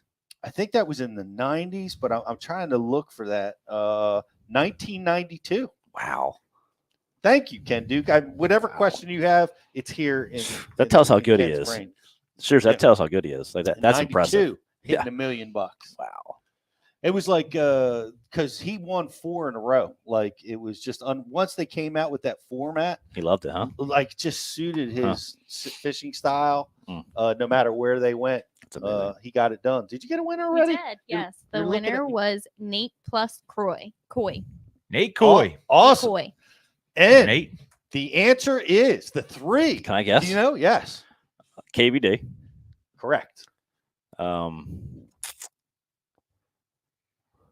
Rick Clun. Correct. I'm gonna go Gary Klein. You got that. Did I? What? Yeah. Good for you, man. Yeah, Gary Klein was up the there. sleeper, but not really. I mean, he's been there so many times, just one of the greatest of all time. Also in the Hall of Fame. Yeah, that's cool. Great Greg, stuff. I have a question for you. do So you got? last show we talked about superstitions. Do you have any superstitions that you go through? I mean, I always say no, but I probably do. I mean, Have you ever had a You're just Pedro rock? organized enough that they're not really superstitions because they always occur. you're probably right, Riz. Well, I was reading the Bassmaster, Mhm. and it was really funny because Hank Parker was talking about one of his friends, Paul, is incredibly superstitious, and the number 13 freaks him out. Paul So on the Elias. night before the final day of the 1982 Bassmaster Classic, Paul was in second place, and he wrote the number 13 under the man. bill of his fishing cap. And he went out the next day and he won the tournament, and it just showed him that the superstitious was not real. Wow. But I just thought that was really cool. And we talked about how Rich had a pebble or a I have rock so or many. Pedro's Rock. I Pedro's got rock. one of Seth's dad's Lucky Rocks. Oh yeah. I got certain, like last year, there was a certain breakfast I had to eat. I had to eat 3 scrambled eggs, a piece of white toast. Listen, if you're on a run and you're winning and you're doing something like that, Yeah. I mean, hell, I'd do it too. Why wouldn't you? Would you? Hell Why yeah. change? Yeah. Exactly. 2 Got fried a- chickens and a Coke. Got a new Lucky Rock. That's right. Actually, this weekend. Taylor Rocky. was in Colorado, so I said, "Bring me back another Lucky Rock for this year." So we got a new one. His boat's gonna start weighing down. Yeah, You know what's funny? full of rocks. So I when we were in Hawaii last year for honeymoon, I got this little tiny like toka guy, Yeah. like a little. He's like a rock toka guy, and they always say never take the stones off of Hawaii, but he's made out of like the rock from Hawaii. Yeah. I literally was gonna put that in my boat, and I walked out of my house and I slipped off my steps and fell. I walked right back inside and put that thing back in the counter. Goodbye. True story. Goodbye. Yep. Yeah, they can be bad too. Yeah. Right. Yep. Think about that. Yep. I was just straightening and organizing, and I found I have Jake's rock that he got for me. We were at Great Wolf Lodge in Pennsylvania, and he grabbed a rock and he said, it was in wintertime. He said, "Dad, put this in the boat. You're gonna win tournaments if you have this rock in your boat." That's cool. So, man. I had one. See, I've had experiences that like make me into this superstitious person or whatever. But up at Lake Saratoga a few years ago, it was the first boat I ever, first tournament I ever fished out of my old Triton, and first time having a real bass boat, the whole deal. And there was a quarter on the back deck of my boat that was heads up, and I noticed it during practice, and I was like, "It's a heads up quarter. I'm just gonna leave it there. I'm gonna let it ride, right?" And I'm going through the tournament, having a good tournament. I'm working my way up, and that lake, if you catch 12, 13 pounds in the fall, you're doing pretty good. And I was sitting at like 9 pounds, 10 pounds. I hadn't lost a fish all day. I was crankbait fishing in the grass, and every fish was coming in the boat. And then I looked back and realized that quarter was gone. Next cast, got another one. It's like a 4-pounder. Would have put me over the, throws the crankbait. I'm like, it was the quarter. It was the quarter. It had to be. I lost the quarter and I lost the next bit. So it had to be the quarter. Yeah. Oh my goodness. Well, we all have to have good luck charms moving forward this year. I got Jake working on my next one already. There you go. I don't know like what it's going to be. That's cool. You know. Do you have any good luck charms, Josh? Nope. Nothing? No, I don't think so. I mean, Okay. not She's really. got to start fishing. That's why you I know I got to start fishing. I mean, well. Yeah, that's why you wake up every day like all women do in different moods. Yeah, exactly. You know? Maybe I need a mood ring. Right? That'll be my. I love that comment from Mr. Nixon. Guys, thanks so much for watching. Like I said, we're going to be at the Classic. Come by and see us. We got something cool for all of our Bass U subscribers. And if you haven't got signed up, take advantage of our Seeing Red promotion. And we will see you next week with another edition of Bass U Live. Have a great day, everybody.